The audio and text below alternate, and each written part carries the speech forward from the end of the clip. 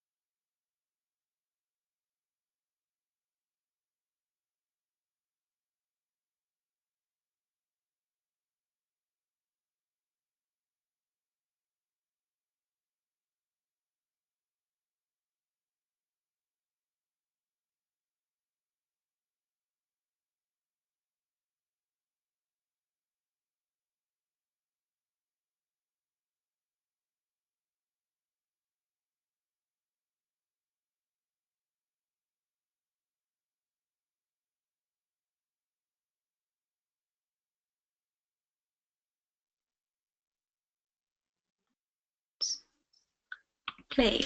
Thank you, Christine. Hi, everyone. I'm so excited to be with you virtually, and I'm excited also to have a chat after with some questions. I'm going to talk a little bit about the background of littleBits and why we're doing what we're doing, and I'm really thrilled to answer your questions when we're done. So before talking about littleBits, let's talk about the situation in STEM in the world. As we know, youth around the world have become very tech savvy.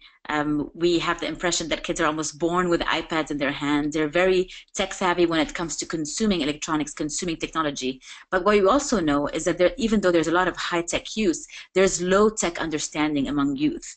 It's many kids that don't know where electricity comes from, where electronics come from, how they're made, and how things work. We also know that there are barriers to entries to technical fields that are just too high. Many teachers, many educators, many parents are complaining that their kids and their students are not able to enter or get excited about STEM fields, and so they're dropping off, and we're seeing that in industry reports across the board. We also know, and this is something that's not new, but is, continues to be a problem, girls, students of color, and low-income students have a persistent challenge and achievement gaps in STEM. This is a problem. We seek to create a diverse society. We seek to create a society that is more representative of the people that are in it. But unfortunately, we have STEM fields that are that are sort of not as welcoming or not as equally represented with kids, minorities, and students of color. And finally, and this is maybe the most important point of all, the jobs of tomorrow will require creativity and innovation. So many new careers over the past decade and years even have been created that didn't used to exist. When I went to school, I couldn't be a data scientist. I couldn't be a user experience architect. I couldn't be many careers that exist today. So we need to equip kids with sort of the ability to learn new fields and the ability to get excited about STEM and STEAM as they grow old and as new careers change. At littleBits, we seek to solve this problem by creating a platform of easy-to-use electronic building blocks. So our mission on a high level is to democratize hardware.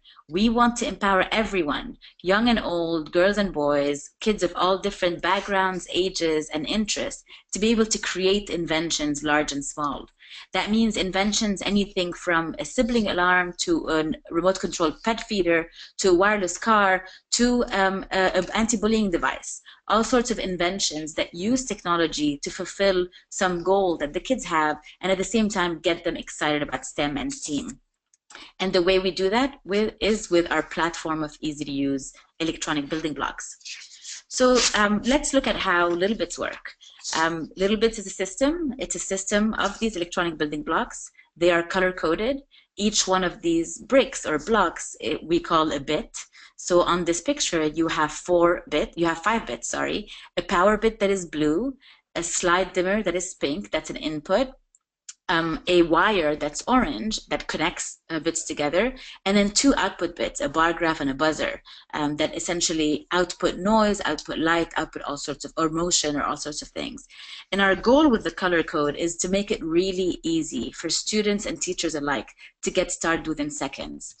The same thing that you can really see here, littleBits is magnetic. So all the connectors that you see on the side, the candy colored connectors, have magnets in them. And so you cannot put them the wrong way. They snap together, they snap into place. So they take the fear and intimidation factor out of electronics and enable students to be able to get started really quickly and then start experimenting with different bricks and different functions that they see.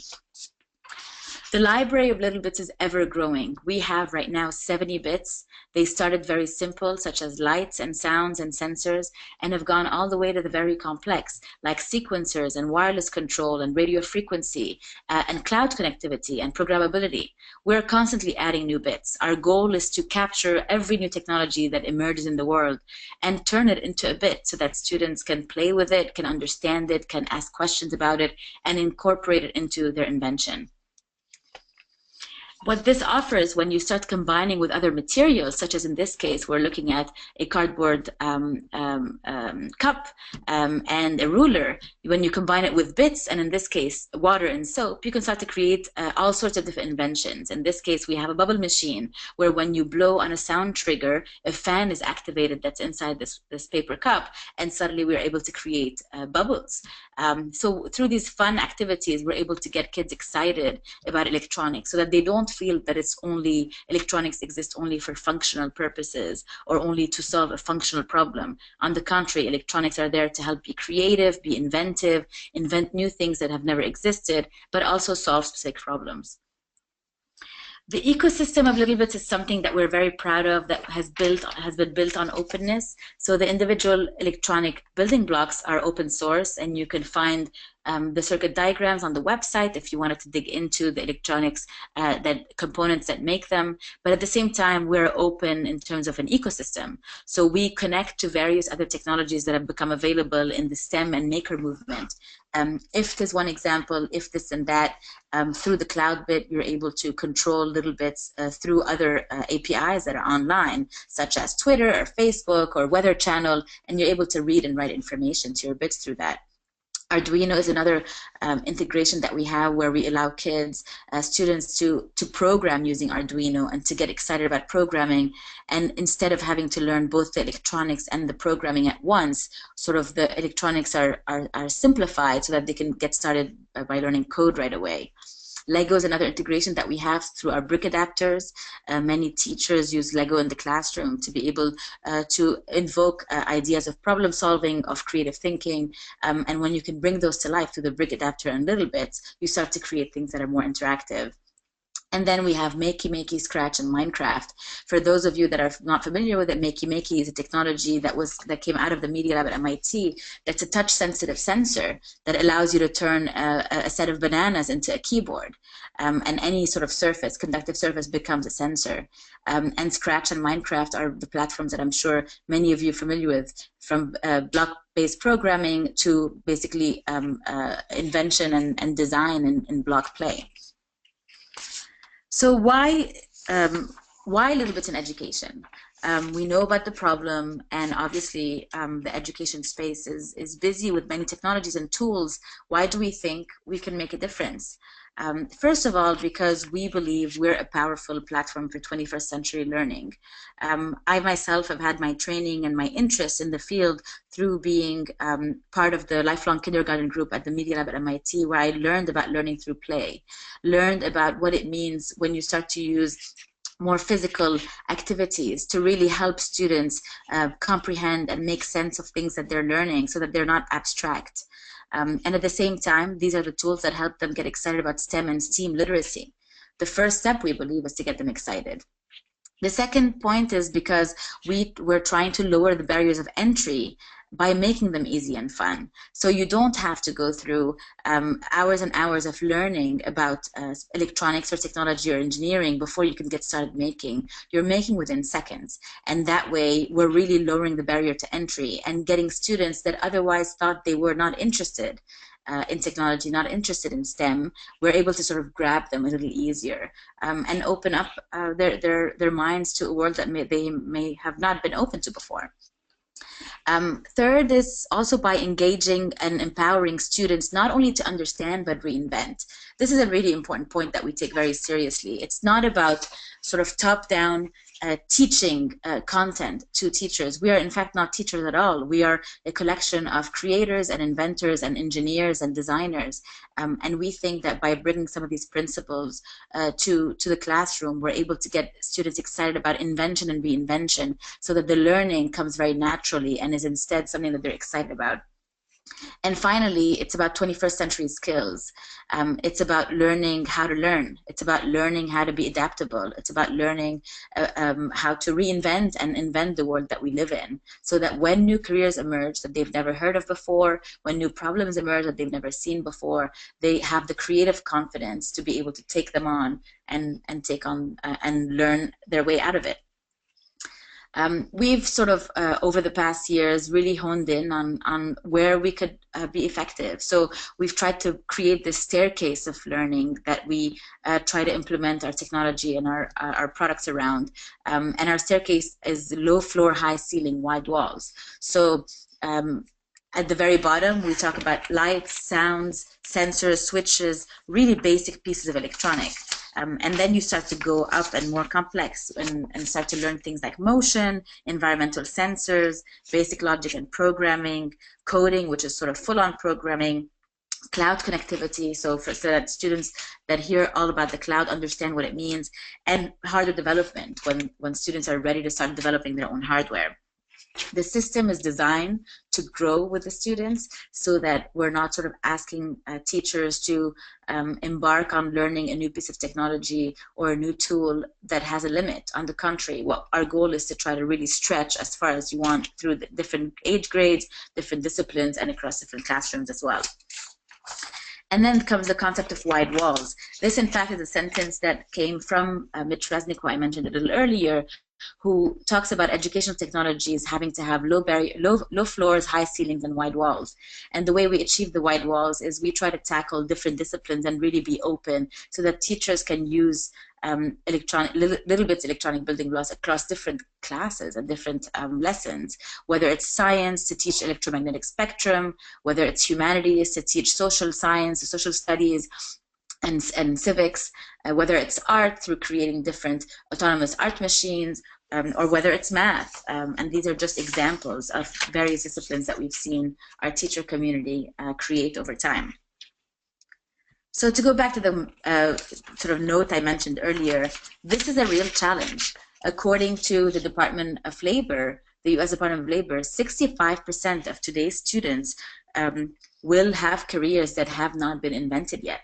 That's a staggering number. That's a number that really means that we have to rethink the way we equip students for the 21st century. And so we've really taken that statistic to heart and have really tried to solve it, or at least offer a helping hand to teachers who we believe already have a very, very difficult job at their hands. So let's ask the questions. How do we get students future ready, and how do we keep them engaged? It's easy to create something that can grab students' attention for seconds and minutes. We know that we're able to do that in sort of simple means and outside of classrooms. That happens all the time. But in our case, we want to try to keep them engaged, and we want to make them future ready. We really want to equip them with what they need so that they're successful. These are our four principles that I'll talk about briefly. First, we try to make it fun. Second, we go from STEM to STEAM. Third, we help make it theirs. And four, we empower our educators. Because ultimately, if our educators are not feeling confident, they're not empowered, they're not excited, then it's all for naught. So to tackle the first point, we make it fun.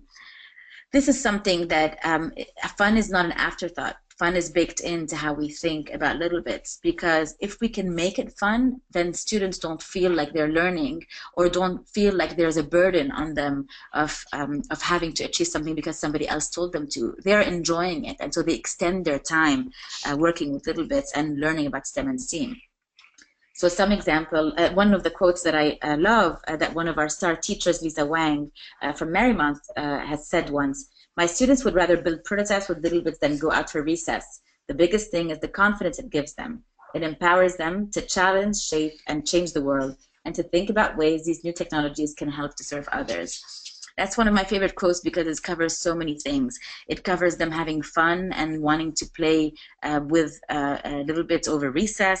It covers creative confidence, which is something that's very important to really be able to help students unlock their own inner potential that they may otherwise have been shy or intimidated to use.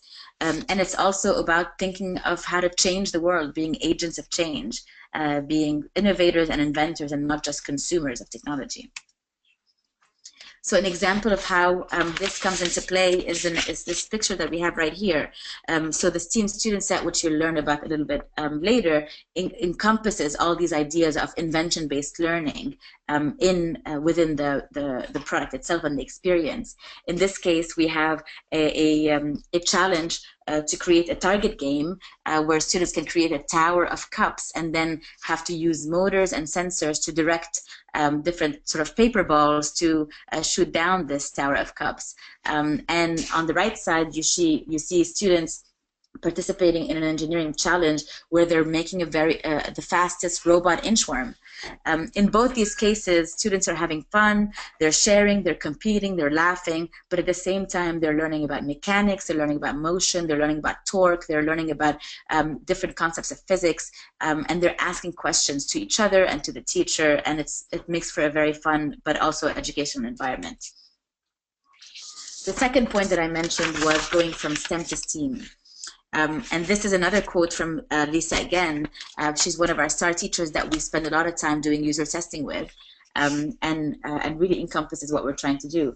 Sometimes people think STEAM just means adding paint to science projects. It's not. It's about mixing the left brain and the right brain, making the study of math and science more visual and creative, and seeing things more openly.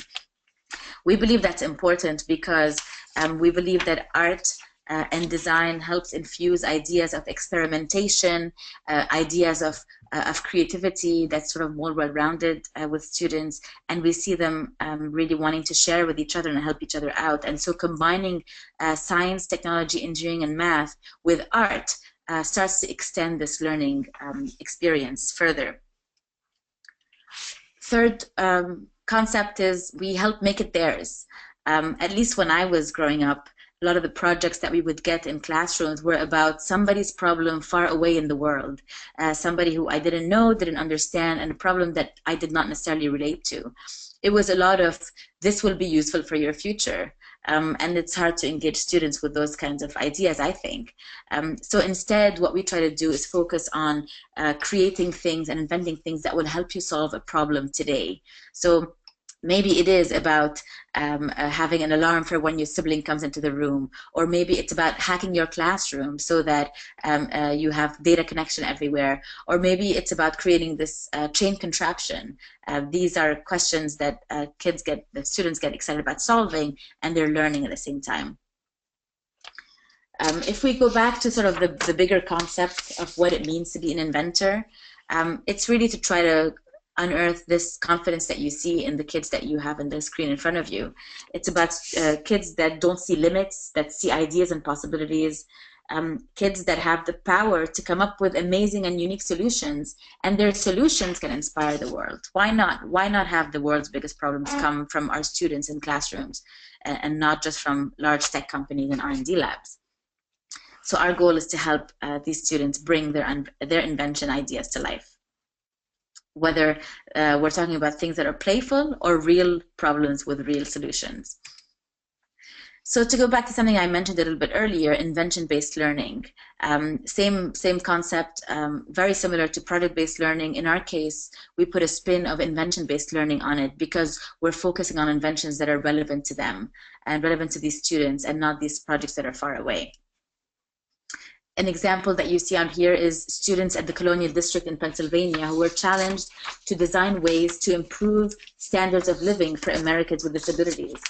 Sawyer, one of the students that's featured here, is a fifth grader and invented a large enlarged keyboard for fellow students with limited hand movement. So you can't see it quite yet, so clearly, but we have these probes that are connecting to larger sort of cardboard and conductive material that extend the sensor so that students with learning disabilities that have some motor difficulties when they're moving are able to interact with electronics in the same easy way.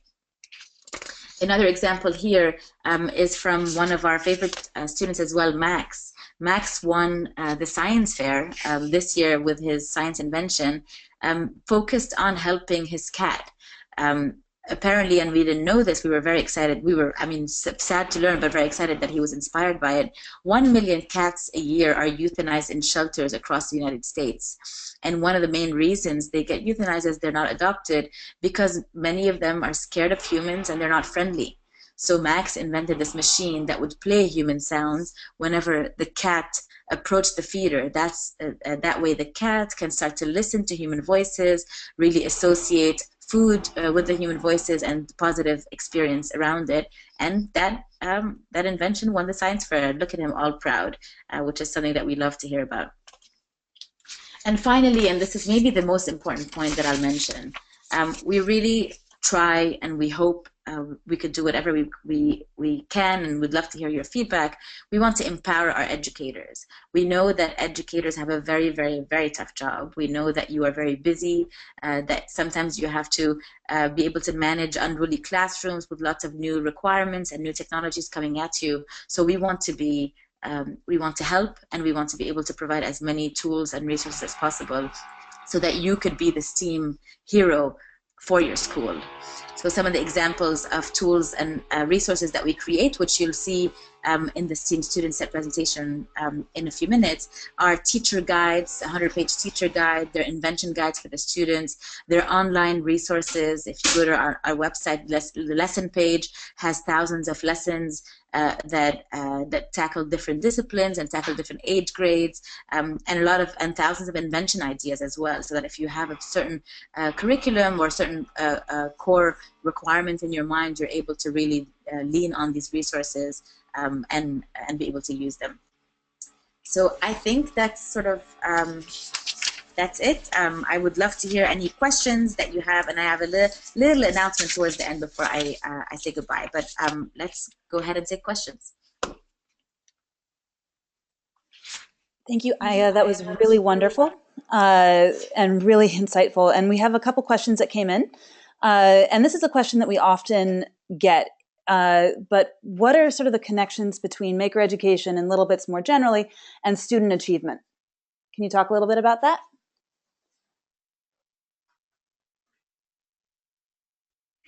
Yes, so this is something that we're pretty excited about, is that we, obviously we don't want to create tools that are distractions. We don't want to create tools that are frivolous. And so we've thought a lot about whether maker education and some of the tools in the maker movement are helping or not. And so what we've noticed and what we've heard is that many of the tools, including maker tools that are out there, when students are using them versus other tools that exist, they're achieving the same scores on tests. But the difference is between maker tools and some of the tools that we talked about here today is that students want to keep going. So their desire to keep learning extends beyond what is required.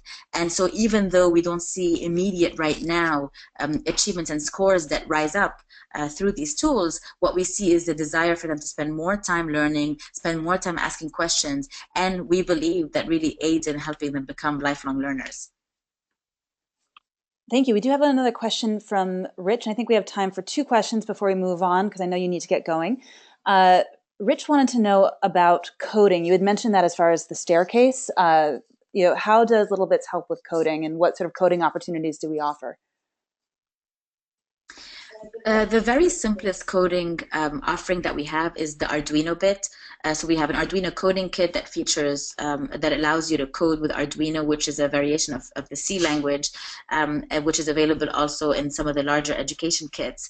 And that's sort of, that's one of the early bits that we created to allow students to be able to program. But we've also have a cloud bit, which is our Wi-Fi connected bit that has an API. So if you want to help your students learn not only about Arduino, but also about different web programming. There are lots of people that have used them and connected to the cloud API to create their own apps and applets to connect to the cloud, essentially. And we have as well the Makey bit connects with Scratch, so it's block-based programming in that case, and you're able to leverage a lot of the learning material that the Scratch community has created. And in fact, this last one wasn't even created by us; it was something that was created by a community member that a lot of other teachers seem to appreciate as well. And one more question before we move on to the next thing, but what do you see as the future of littleBits in education? The future of littleBits in education is very, very exciting. We are very committed to education. It is at the core, at the center of our mission to empower and inspire the next generation inventors. It starts in schools, it starts in classrooms, and it starts in after school programs. So education is a big focus. We have a new product that we're developing now that we're very excited about that will launch next year that we can't talk about quite yet, but is going to be, we believe, be a huge offering in helping you get students excited about even newer technology. But what we're going to do mostly is spend more time developing content, spend more time developing learning materials, lessons, guides, and more opportunities for the teachers to be able to connect together and and inspire each other from what they're doing. So more of the support to the teachers, more entry points to the students, and just more listening to your requirements and your needs so that we can try to be helpful and make this experience as enjoyable as we think it could be. Thank you so much, Ayah. I think you have one more announcement for us to make before we pass it on to our next speaker.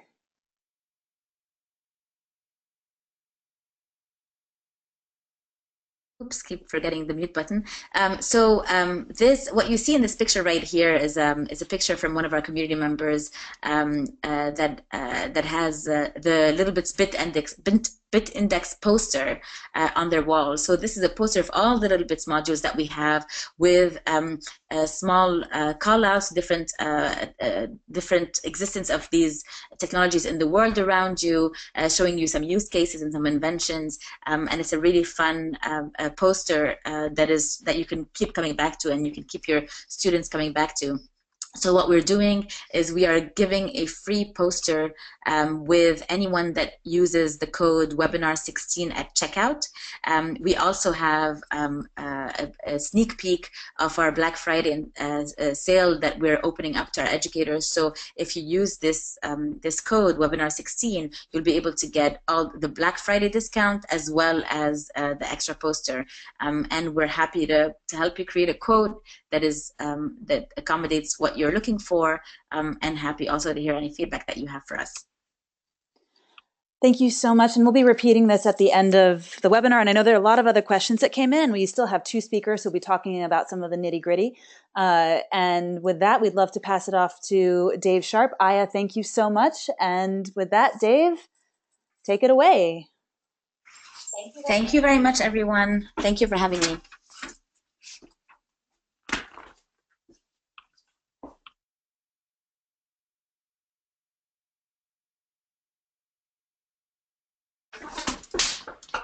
Hello. So again, my name is Dave Sharp. I'm the lead product designer for education, and I'm going to talk a little bit about the making of the STEAM student set.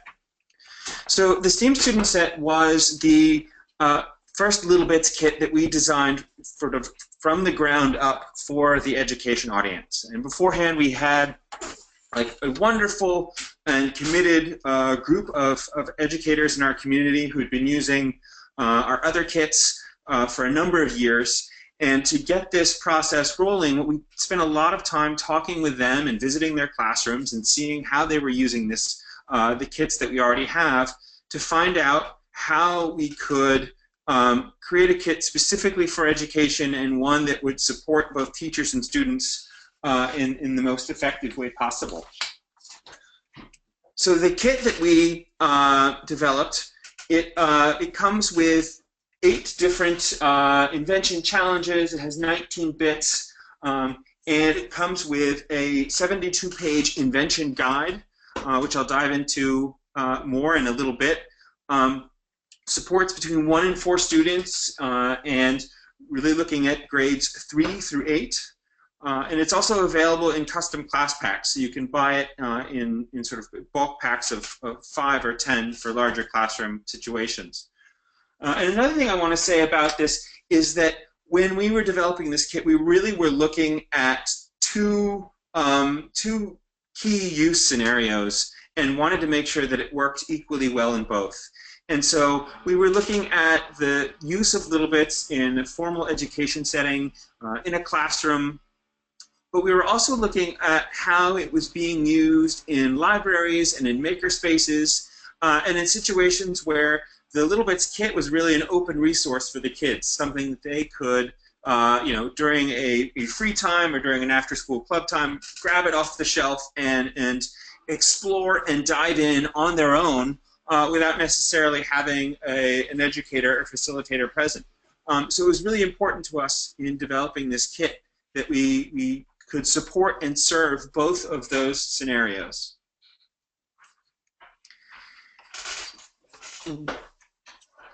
When coming up with this kit, we really wanted to look at sort of a longer, larger journey that we're hoping that students and educators go along on. And it starts with learning about the bits, and so there are a couple of lessons in the kit that are specifically, there are 2 lessons, one that introduces the littleBits and how they work, and then another one is specifically about the invention process.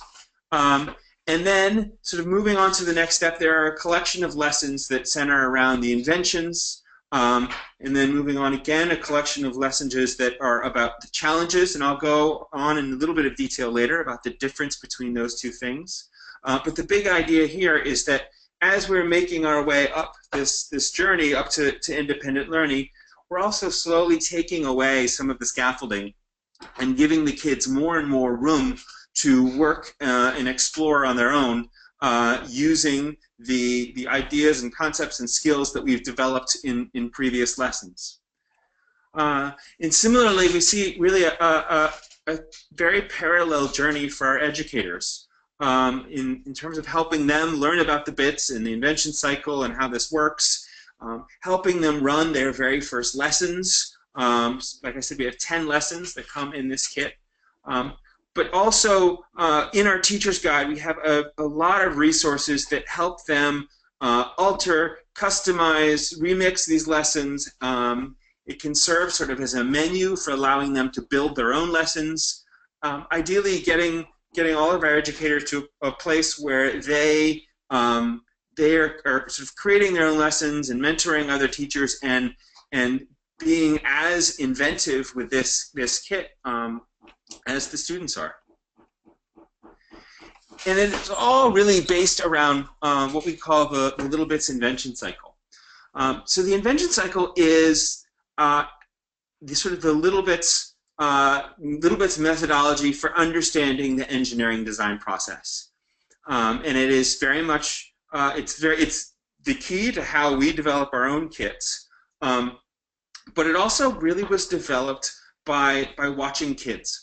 Something that we knew from the outset of creating this kit and creating the invention cycle is that in many ways kids are natural engineers and they are natural scientists in that they are curious and tend to explore and experiment on their own. And sort of one of the analogies I've used a lot is sort of when you put the G.I. Joes in the Tasty Bake Oven just to see what's going to happen. And so it was that what we really wanted to be able to do was, rather than saying, oh, engineering and design is something that these adults do and this is a process you have to learn, we wanted to say that look at how you are already exploring and experimenting in your everyday lives and in your everyday play. And you're already beginning to take on the role of an engineer or a scientist. And so we wanted to use language that was familiar to them and also create a cycle that modeled the way that they played and explored. And so it is at the same time very familiar territory for kids, but also begins to push each of these ideas further So beginning to develop also skills in empathy, developing skills on how to test things and reflect on the results, and how to get more and more comfortable with uncertainty and failure, and seeing that process of trying over and over again with slight tweaks as part of learning and growing and getting an invention where you want it to be. So speaking of sort of this student-facing side of this, as I said, there's the 72-page invention guide that comes in each kit. And the first couple of pages of the invention guide will dive into the bits and how they work. And the invention guide really mirrors that journey that I talked about earlier, of starting with exploring the bits and understanding them. So in this case, this is one of the pages about one of our bits, the light sensor. And so it explains the bit and what it does. It shows an example circuit to give them a sense of what they can do with it. On the bottom edge, you'll see the real-world analogies. And it's really important to us that the kids are able to connect the bits that they're using with technology that's around them in their everyday life. And so they can begin to understand not only what a light sensor is and how it works, but what are the kinds of experiences in your life that a light sensor enables. This has also served as a great inspiration for them when they're inventing, in terms of sparking ideas of what they could do with the bits. And then finally on this page, there's always a little mini challenge. So for an example here is, can you invent something that moves when the lights go out? So these mini challenges are part of our introductory lesson, which is it's a great way for kids to explore the bits and how they work, so that they, once they learn the very basics of a light sensor, can you use that knowledge to quickly create a simple circuit for your everyday life. And next in the kit come our guided challenges. So our guided challenges, there are 4 of them, and they each start with instructions for a particular invention. So Ayah mentioned this one earlier. This is starts with instructions for inventing a throwing arm, and we really see this as this is a way to jumpstart.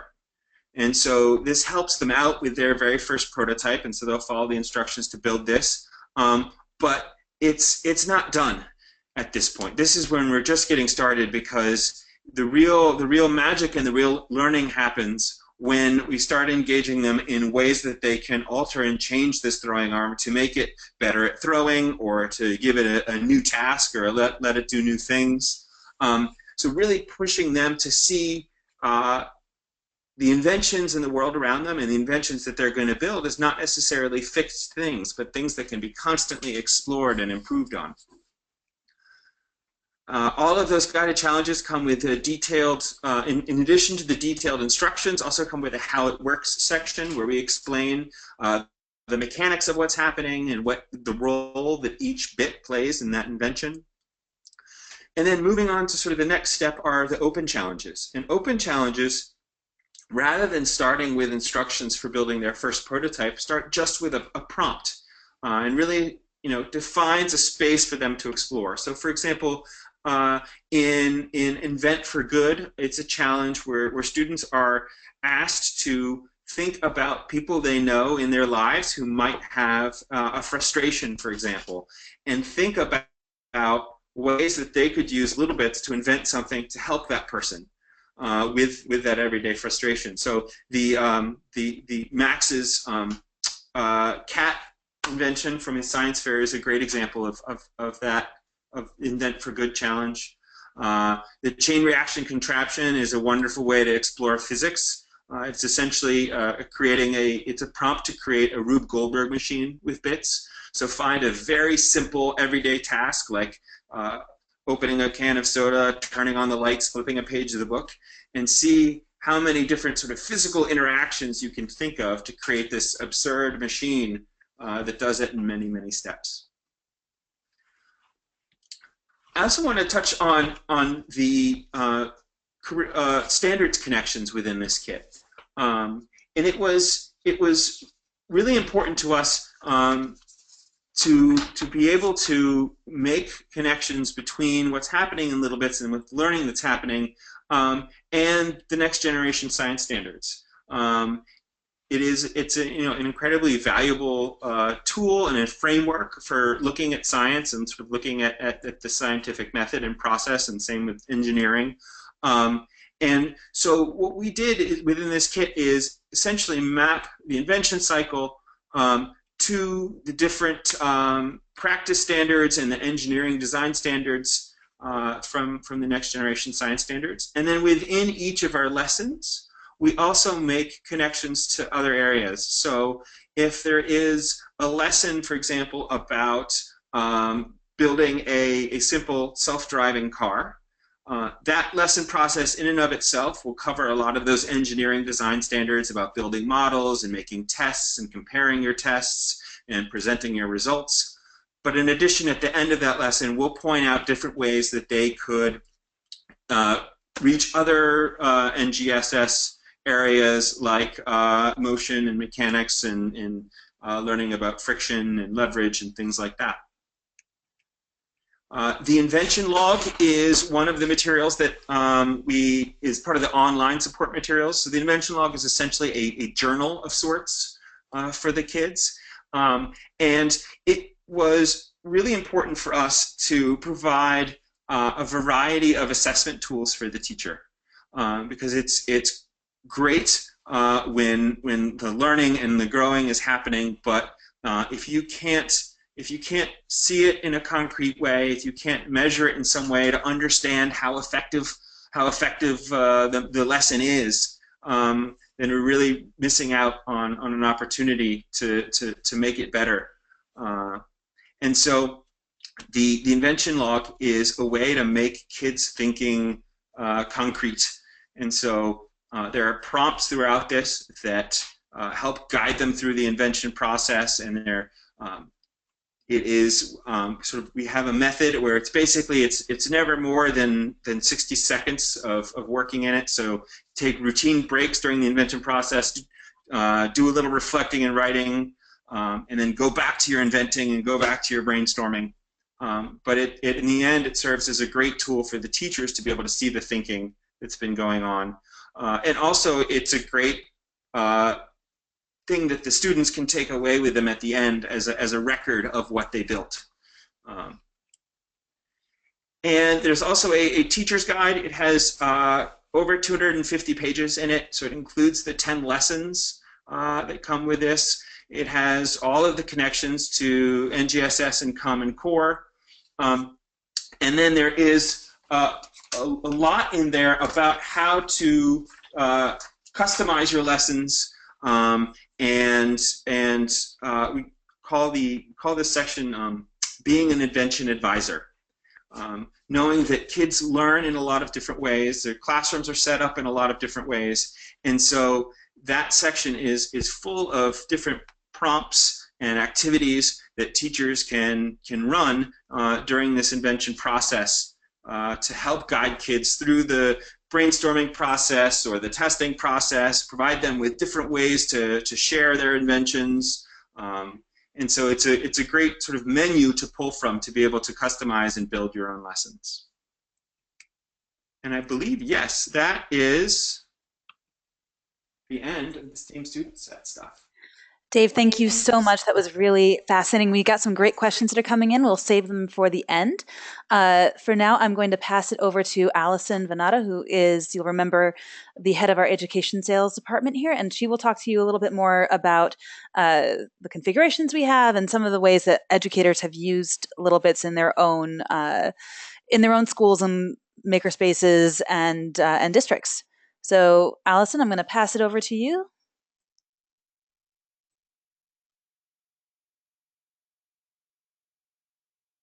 Thank you so much, Christine. Can you guys hear me okay? Perfect.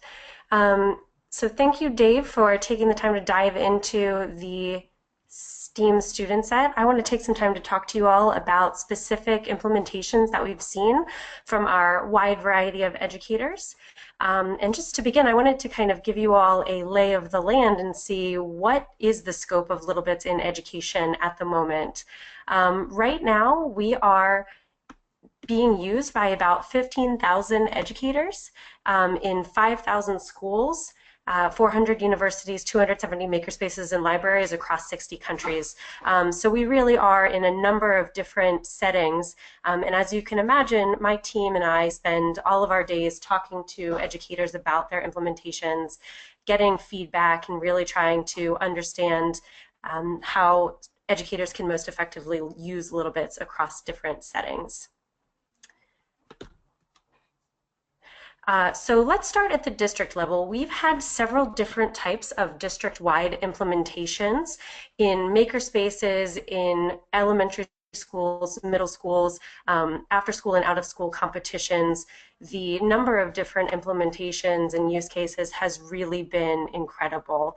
One that I'd like to highlight is a district-wide implementation that we've seen in Colonial School District in Pennsylvania. Students initially began using littleBits by first exploring the design and engineering process, which Dave laid out a little bit in the littleBits engineering and invention cycle.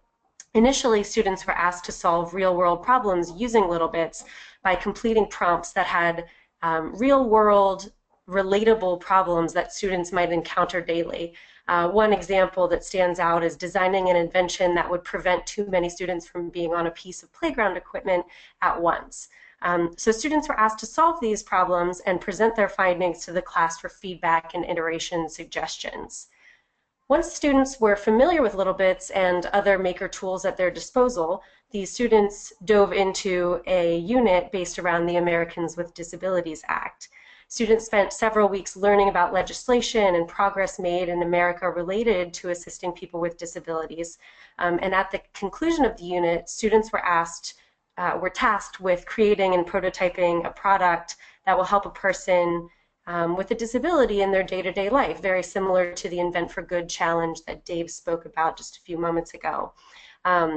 One of the kind of fan favorite inventions that came out of this unit was a motorized wheelchair ramp that students actually created a prototype using several littleBits modules and had a scale model of what this product might look like if brought to market.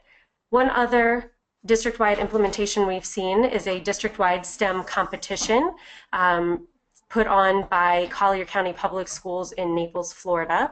They've held this annual competition 3 years in a row now across all of their fourth grade classrooms. There is a team of about 4 or 5 students elected from each classroom that attends this district-wide competition that's held on a Saturday morning in the spring, where students are given a prompt. Typically, they've done prompts related to Florida history or Florida economics, and the students are given 3 hours to design, prototype, and present their projects.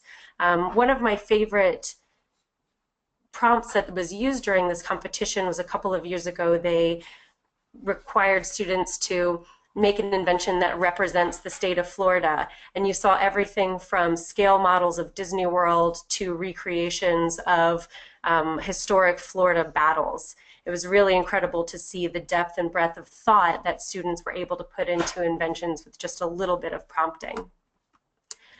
One other large-scale implementation that I wanted to highlight is a recent project with the New York City Department of Education. The NYC DOE used the littleBits STEAM student set as a primary learning tool in its STEM Enriched Summer program called the Summer of STEAM. During this 5-week summer camp, 2,200 students used the STEAM student set. They began with guided lessons based around designing and inventing with littleBits.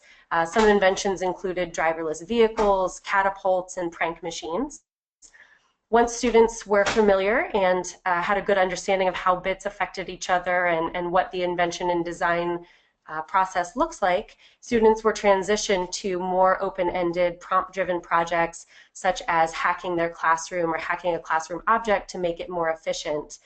Students came up with solutions like different ways to get a teacher's attention, either via noise or via visual effect, through to counting how often each of their classmates recycles.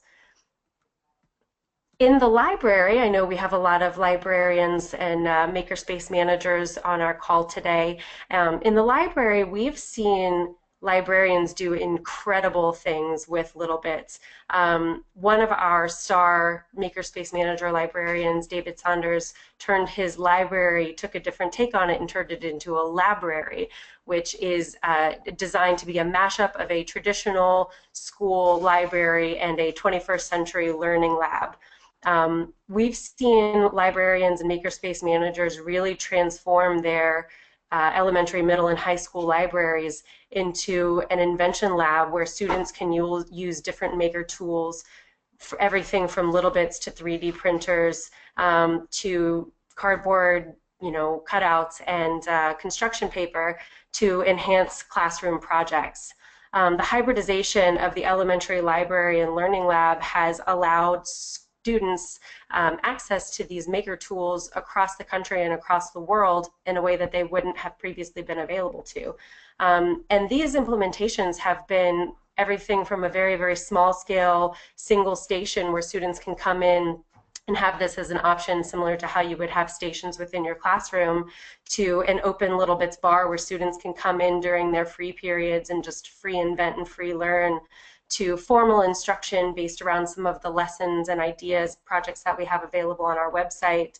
And we've seen librarians even offer loaner kits to students that wanted to take kits home and invent on their own time. So some of the products that we've seen people use that have been really effective in both these formal and informal situations are the STEAM student set and the STEAM education class packs, which are bulk packs of STEAM student sets that come with included storage. This is a really great option for people that are looking for a way to get started with littleBits but maybe don't have as much experience. As Dave mentioned, the STEAM student set has a teacher's guide and a student invention guide that really helps to support new littleBits users, from introducing littleBits to students to introducing the design invention cycle, guided lesson plans all the way through to guided discovery, more open-ended, prompt-driven lessons. To help support that, we've developed an online STEAM professional development course that's online and self-guided and allows teachers both in the library and in traditional classrooms to get a better understanding of what littleBits may look like for their classroom. It's totally self-guided and is broken up into 5 different sections, all about an hour apiece, and at the end you'll have a fully developed action plan for how you might implement littleBits into your existing lessons, as well as develop new lessons around littleBits or including littleBits. On the more open-ended side of things, we have our Arduino coding kit that Ayah mentioned earlier that has sketches included out of the box and will allow students to implement coding into their inventions. The workshop set and the Pro Library are 2 of our larger implementations.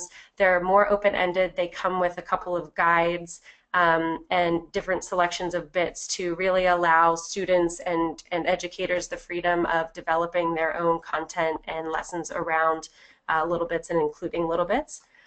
I spoke about this a little bit before, so I won't spend too much time on it, but we have scaffolded our kits to really grow with students as their abilities increase. The kits become more sophisticated, the lessons become more sophisticated, and the bits included become more sophisticated. To support educators that are looking to use littleBits in the classroom, we have a buffet of content available on our website, catering to different types of education settings. If you just go to littlebits.cc/education, you'll see archived webinars, case studies, different guides for different classroom situations, and tons and tons of other lessons and projects developed content. So really, really great if you haven't had a chance to look there. I know that we want to leave a little bit of time for questions, so I'm going to flip this back over to Christine. Oh, sorry, one moment. Thank you, Allison. That was really great. We have about 5 minutes for questions, and some really good ones came in. If you still have questions, please get them in now. And if there are any questions that we don't get a chance to answer, we will be following up via email, so don't worry if we don't get to it right away. This first question I'm going to put over to Dave. Several people asked about ages and grade ranges. So if you can talk a little bit about what grades this is appropriate for, how the lessons break down, how can you modify certain lessons for different grade ranges, that would be great to get us started. Absolutely. So at its core, the kit is really focused on grades 3 through 8, and so that's the target for the lessons that are on the kit, and those are the standards, the NGSS and Common Core standards that we connect with. That said, there is nothing sort of inherently other than those standards connections in that kit that would limit it from being an appropriate tool for above 8th grade for high school. There is a slight limitation in going down from that, in that we are rated for ages 8 and above, and that is because anytime you include magnets and things like that, there are certain rules there. But we've got plenty of educators who are using it with older students in high school, actually, one of our new product design intern, who recently finished a graduate school at Parsons, was using the littleBits STEAM student set in one of their technology classes. So it's sort of what Ayah mentioned about that staircase. The technology and the bits themselves are sort of wonderfully applicable across a wide range of grades. But just to repeat, the lessons that are in the student set and the standards that we connect to are 3rd grade through 8th grade. Thank you very much. Allison, quick question for you, and this comes up a lot, as I know you know, funding and funding sources. What are some of the creative ways that you've seen educators fund their littleBits, and any other advice you can offer for our listeners today?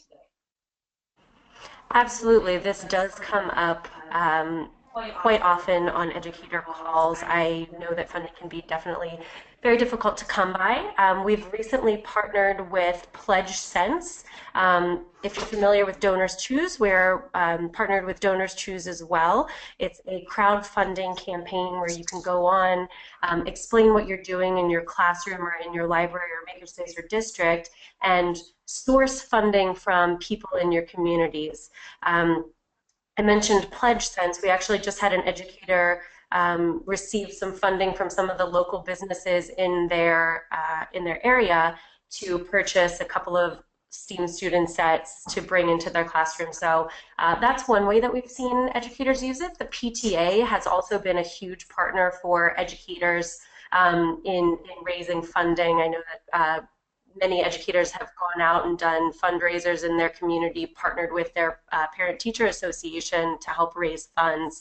And we also have a number of partners that provide grant writing assistance and curated lists of available federal and state grants. One that comes to mind is STEMfinity. They have a great list of grants that are open and when their close dates or due dates are. So those are some of the key sources that we've seen other educators use with success.